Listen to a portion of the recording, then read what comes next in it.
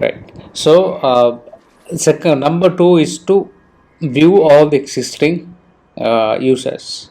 Number three, again I'm going to run.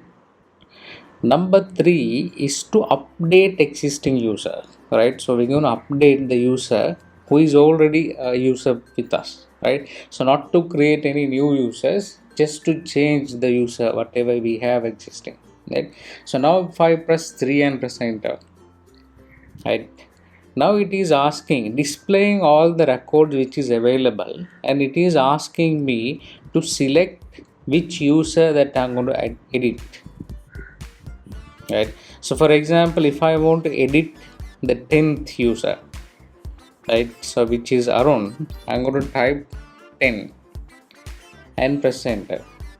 Now the new email, right? So what is the new email that you want to add by changing this record, right? So this order can be changed, even we can ask the name first, right? So I'm going to type the new email. So I'm going to type, maybe I'm not going to change the email, so I'm going to put like gmail.com, arun@gmail.com as it is, and enter the new name. So I'm going to say maybe same name, and address this time I'm going to change it into Candy, right? So Arun's record has been updated, it says, right? So now again, if I run and check the data, right, if I say, if I want to view all the records, now here you can see the data has been edited, right?